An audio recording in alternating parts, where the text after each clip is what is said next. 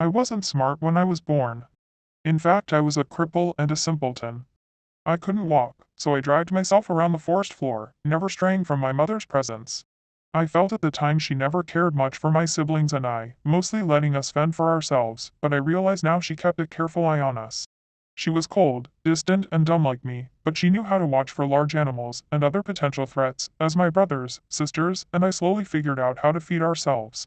It seems cruel in retrospect, and many of my siblings died young.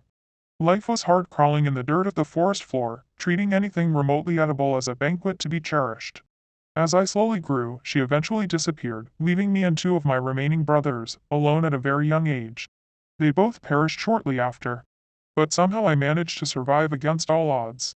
Crawling in the mud and struggling against my disability, finding food and shelter anywhere I could. I slowly learned how to use my disabilities to my advantage, setting ambushes and traps for small game.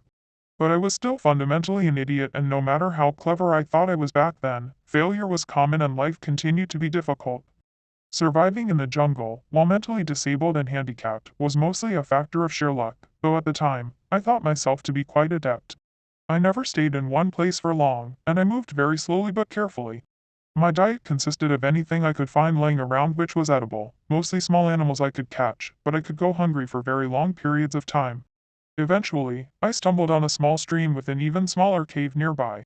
I made it my home for a while. It wasn't much, but it was hidden well and provided some sense of security. I would drag myself out to the stream and bask in the warm, tropical sun at times, take naps under trees, and eat as often as I could manage. Those were my simple pleasures in life back then. Predators were always a threat, and being crippled, running was not an option. So I learned to hide. I learned to read my environment. I learned when to be loud and when to be quiet. And against all odds, I somehow survived. Once again, in retrospect, I mistook luck for cleverness. And that would have been my entire life, up until I starved or finally ran out of luck. But that is where my story really begins, where it should have ended. I was crawling along the forest floor searching for something, anything to eat. It had been many days and I had a furious hunger. All I knew how to do was hobble around, crawling and dragging myself through the jungle, looking for scraps or small animals I could ambush on the ground. I had just pulled myself through a small bush when I saw it. The jaguar was low to the ground, in a pouncing position. On any other day, I might have become its meal then and there, but it was focused on something else. I remained absolutely still, barely even breathing, hoping to not draw its attention. It crouched down even further, clearly preparing to strike, its eyes focused like only a hunter's can be. I dared a quick glance at its target. And what I saw was the most unusual bird, giant and dangerous in its own right. Bright and colorful, and nearly the size of the jaguar itself, it was a rainbow of feathers with a crown of plumage on its head. Of course, at the time, I didn't realize how unusual this creature was. All I knew was that this jaguar was going to try and take down the giant avian at any moment. And it did. Try to, at least. The bird took flight the moment the jaguar leapt and it soared into the canopy, the cat pursuing. I remained still for some time to see if it would return, but eventually eased out into the small clearing. There wasn't much of interest, so I wiggled up the small hill the bird had been resting on, only to find when I reached the top that it was in fact a giant bird's nest. And to my delight, resting inside were 3 very large eggs of unusual color. Of course I ate them all right then and there, and then dragged myself back to my usual resting spot. Sleeping with a full belly was always its own reward. But that was when things started to change. Over the next few days I started to notice things I hadn't been aware of before. Small things at first, observations about my surroundings that I hadn't noticed before. The world looked a bit more colorful than it did, shapes a little more defined. I was able to pay attention to more things at once. As days turned to weeks, I started realizing I could make plans that were more sophisticated than just waiting silently for something to run by, so I could grab it, or looking for scraps laying around. I started to devise clever traps, using rocks and other features of my environment to help me catch my food. Choosing my resting locations in places where bushes and leaves would ensure I could hear predators on the ground. I was still a cripple, but I was growing smarter. I also began to grow bigger. A lot bigger. I had been an underfed runt most of my life, but in the span of several months I had become a veritable giant. Well nourished now and nearly 6 feet, all muscle. I still had to crawl around, but I could do so with a speed and vigor I had never known. I felt optimistic and elated, yet I had no idea what was still to come. As months turned to years, I was able to walk for the first time in my life. Few predators could stand before me now, as I stood nearly 12 feet tall, a titan of the forest, with the strength to match. I strolled carelessly through the trees, eating what I wished, when I wished, where I wished. I built my first house out of stone and fallen trees. I was the king of the jungle. And I climbed my first tree. I will never forget it. Hundreds of feet up in the forest canopy, I finally reached the sunlight atop the tallest tree I could find and looked out upon my domain. Endless green as far as the eye could see in every direction. A playground which had once threatened to consume me, but which was now mine to explore freely. And so I did. I began to travel more. I discovered rivers, waterfalls, groves, huge cave systems, and giant sinkholes and lakes. And so many new types of plants and animals I had never seen. Frogs and birds, cats and spiders, animals which ate plants, and plants which ate animals. Over time, I took a special love of watching the tree monkeys, as they were the only other animals which seemed to express an intelligence like my own. Which is why when I found a small one which had been injured, I carefully collected it and took it with me. I nursed it back to health, fed it, earned its trust, and it became my little companion. There were no names back then, but none were needed. For the first time in my life, I felt genuine love for this one specific creature. My first friend. I had to take great care, as my growing never seemed to cease. By my memory and estimates, I may have been nearly 30 feet tall by then, and this little monkey was barely a fly by comparison. But the joy he brought me as we traveled together, as he gathered tiny fruits for me, and as he slept peacefully next to me, made me realize how lonely I had been all those decades wandering the forests all by myself. Always just watching, but never feeling like more than an observer anymore.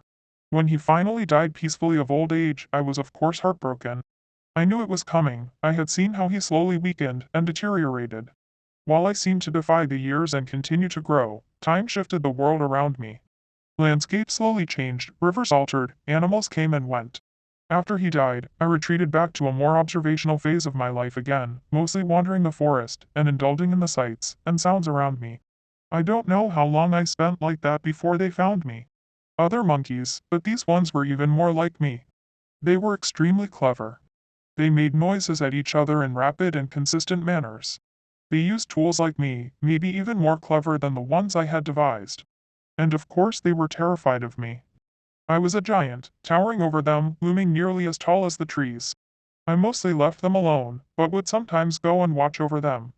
They built strange houses out of sticks and leaves, not too dissimilar to the one I had built out of rocks before. I no longer had the need for such a thing. They even appeared to be able to wield fire, and lit up the night in ways that I had only seen from the thunder of an angry sky. As time went on, more and more of them would come and visit me, and I slowly gained their trust, even if their caution and fear never fully passed. I learned over time what their noises meant, and after some effort on my part, we were able to communicate quite well. They would often come to me and ask questions about the area. Good hunting grounds, water sources, places to make a new village. After all, I had been almost everywhere. One day some of them started leaving strange carvings and stone around where I slept. I asked one of them about the artifacts, a youngling who had come to ask for my help removing a mighty tree which threatened to fall on his hut. He told me that they were left as offerings, so that I might bless them with good fortune. He told me how their lives are hard and short, and then told me that a god, such as myself, could surely make their lives better. That was the first time I had encountered the concept of a god. I had taken a liking to these little ones, so I had already been aiding them with my knowledge whenever they would ask for it. But he was right, I could do more. Much more. I remember the look of terror on many of the little people's faces as I towered over their village.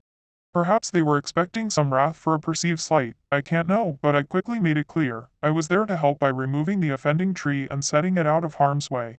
Our relationship expanded quickly over the next few years, and they devised great and clever projects, which took advantage of my size and relative strength. In those years, we accomplished in days what would have taken them decades on their own, were it even possible at all. We even replaced the village huts with a more durable collective structure, stones stacked so tall that they dwarfed the trees around them. The giant pile of boulders was carefully stacked to create living space to spare. A crude pyramid of sorts, I would later come to realize. Things went well for a while, and I took a very active role in the lives of my new friends. It reminded me of my old monkey friend from so long ago, except this time there were many and I could speak to them and share my thoughts and feelings. It was an exhilarating time for me, and we accomplished much. We dug trenches to allow water to reach areas where they could cultivate crops. We studied the stars together and speculated on the mysteries of the forest and the world. I watched friends be born, age, die, only for new friends to appear. After many, many years, though, the number of friends grew. And grew. And grew. Eventually, there were so many that they began to fight each other over what seemed to be the infinite bounty of the forest. Their noises changed and I could no longer understand all of them anymore, only the ones I remained near. They began to ask me for help or blessings hunting other people, fighting other villages. I always refused. The tipping point came when the village I attempted to sacrifice a young girl in my name in order to gain my support in an upcoming raid. I had tried to tolerate them and understand them, but their pettiness had boiled over and I was exacerbated. There were too many people, too many villages, too many conflicts, too much sadness. It felt like I was crawling through the mud again, a dumb cripple, unsure what to do or where to go, and with little means to accomplish anything. I realized the moment they placed that little girl on the altar that I had forgotten what it meant to be helpless. So I accepted their sacrifice. I took the girl, and I left that village and never returned. I went as far as I could away from that place and I did my best to take care of that little girl. She was small and frightened at first, but grew to trust me over time. We traveled south until we reached a great cliff with a waterfall, far away from the little people. I built her a little house of stones at the top of the cliff right next to the waterfall, with a spectacular view of the forest below. I didn't even think to ask her name until she took the initiative to tell me, much later. Names have no meaning in the forest, but I discovered it was Sakniat, an old and beautiful name I will never forget. We were together for a long time. She grew up, and once again more little people discovered us. Once again they would come and ask for advice at first, and once again their requests would grow to be increasingly more and more demanding. Untrusting of the little people now, I would often withdraw or refuse to speak to them. Often I could not even understand their noises anymore. But Sakniat would take over and represent me in my stead when the weight of it all became too much. She even put feathers on her head like me in order to gain some trust and status from the visitors, so they would eventually come to understand that I trusted her. After a time, it almost became expected that she was the one you would speak to when you came to me. Which I was fine with. She never once misrepresented me, we were both children of a similar fortune. Abandoned by fate but then entrusted with something special we could use to help others, and I knew she could be trustworthy. I slowly came to understand that she was good at what she did. I watched her mend divides, forge alliances, and eventually even end a war. I was a simple person of the forest, but she was a politician and she knew how to use my name and power to change the little people. To make them better. I loved her, more than I even loved that little monkey. She was kind, gentle, but intelligent and uncompromising. She taught me things I had never heard of, things she learned from our visitors. We had no needs, so knowledge was paid for with knowledge. Forms of what I would later find were arithmetic, astronomy, philosophy, and more slowly arrived bit by bit. It gave me a new window into the world around me, one I had never given its due consideration despite being more ancient than many of the trees. It always amazed me that these little people were so creative and intelligent, and it was her, she was the one who in the end inspired me to put my faith in them again. I started to take a more active role once more, but being mostly stuck in one place, I studied and philosophized and tried to make myself useful to the little people in the ways I could. I slurped up knowledge and I offered it back to any who asked. I was too big to move so freely around the woods, now without laying waste to it, but the little people seemed more than happy to come to me. Sakniat even gave me a name, and while the little people had called me many things before, this was the first one I truly took to heart. And in those years, my heart grew nearly as fast as I did. When she died, I was once again heartbroken. It was a tragic accident. Nearly 140 feet now, I was so massive, it was hard to even move through the woods anymore without trampling everything in my path. I tended to just remain in the same spot near the top of the waterfall as a result, and spent most of my time asleep or staring out over the vast and beautiful jungle, framed by the mountains hundreds of miles behind it. I don't know why she had come so close to me while I was sleeping that night or what cruelty of fate caused me to roll over, but when I woke up I found I had accidentally crushed her to death. I could barely even recognize her. I had seen the little people cry before, but that was the first time I myself had ever truly wept. I hadn't even realized I was capable of it. I retreated deeper into the forest after that, avoiding everything. Everyone was so small, and I was so dangerously large. I just wanted to go hide in a cave somewhere and never come out, but even finding such a large cavern now would seem nearly impossible. As was so often the case in my life, I do not know how much time passed, probably ages, but eventually the little people found me again, as they always did. But this time it was different. They remembered my name. They brought me food and gifts. They once again asked for my knowledge and my help to save and improve their lives. I enjoyed their company despite my distrust, apathy, and depression. Eventually, though, they asked me to come with them to their town, and after much deliberation I finally agreed. What I found when I arrived there was a landscape drastically transformed. The massive destruction of a forest replaced by farmland, and a great city, made of stacked stone, much like the one I had made, so long ago but much more refined and massive. And the number of little people was uncountable. The forest's devastation was so great that I could not even see the trees on the other side of the city. I just stood there, towering over everything, and felt horror ripple through me from my head to my toes. I felt as though this was somehow all my fault. I should have known this would happen. I should never have helped the little people, for they were so smart that the forest itself had become their prey. Or maybe I should have helped them more, taught them better to be stewards of the forest, not destroyers of it. I immediately left without a word back the way I came. They followed me yelling and crying my name for some while before, eventually giving up and returning to their desolation of a home. I went further south, far further south. I dreamed about that bird from so long ago. Was it the last of its kind? What destruction had I myself wrought on it, or its species when I ate its eggs? I wasn't intelligent enough to have such thoughts back then when I did it, but now it was always there in the back of my mind. How easy it truly is to destroy something beautiful out of sheer ignorance. I finally found a new cave, my cave, large enough for me to fit in snugly, and I went to sleep. As always, I do not know for how long. Ages most likely. And once again I was awoken by the little people. They hadn't changed much by my perception, but their noises were new. It took me some time to understand them again, but once I did, they told me of how things were. An empire, they said, greater than any before, and cities of stone, which fed and housed vast numbers of little people. I could only barely imagine how so many of them could survive on the fruits of the forest, but they told me they no longer needed the forest. They claimed to have tamed the wilds. I remember at one point asking one of their supposed wise men what had happened to the old little people who I had once seen doing the same thing. He told me their cities had been abandoned long ago, and they had retreated back into the forest. This gave me some hope, and I believed that in time they too would return to the forest. Did not tell him my thoughts though, I simply sent him away. More and more of them flooded to me, and before I knew it they were erecting monuments all around my cave, destroying trees and slaying animals in the process. I tried to chase them off, but they would always return eventually. I fled them in a fit of anger, one night after years of fitful and interrupted slumber. I went further south. Eventually I found another home.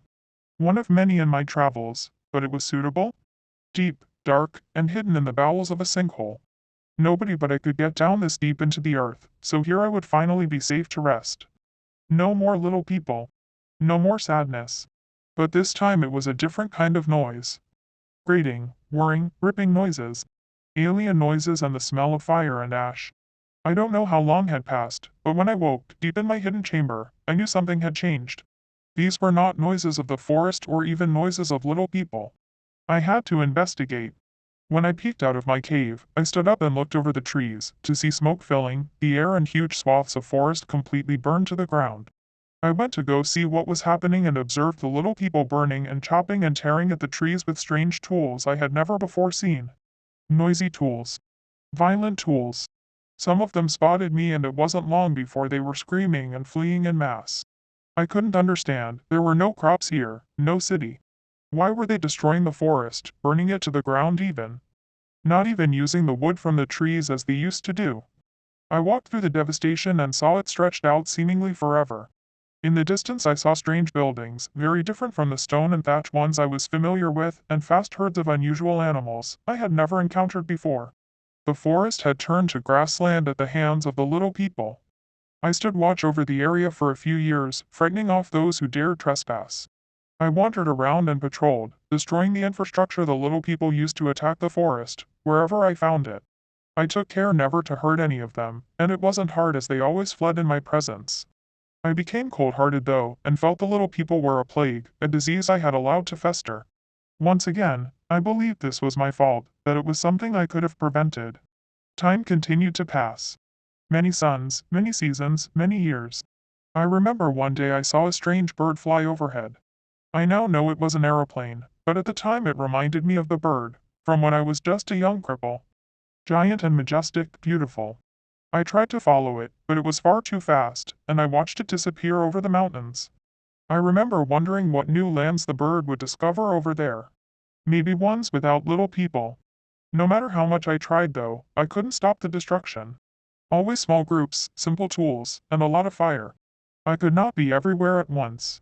I felt despair. Time passed, but an old man found me one day and spoke to me in new and unusual noises. At first I ignored him, but he persisted and slept nearby every night, refusing to leave. He would come every day and make the same noises at me. He seemed harmless and I felt lonely, so on a whim, I decided to let him stay for a while, so that he might teach me the new noises. We were eventually able to speak more clearly. He gave me his name, Fabio, and he was also born in the forest. He told me many strange, wonderful, and terrible things. He told me about how the land was now used for raising cattle. He told me about how the silver bird was in fact a machine created by little people. He told me what he knew about science, about history, about society. That there were entire nations of little people all over the world. That the little people had conquered it all. I came to feel he was like me, for he seemed saddened by it. He said there was nobody left who understood the old ways. Living in the garden and only taking what you require. He told me few people believed in me anymore, that I was just a scary story told to frighten frontiersmen's children, or just a mythology told in schools. That those who claimed to have seen me were met with disbelief. And he said he had seen me as a child, when I had run off his parents at the edge of the forest, and that he had spent his whole life searching for me since then. The little people were always full of surprises. I took him in and his welcome company and knowledge warmed me as I continued to hide in my cave. He taught me to play chess, he told wonderful stories and even brought me books.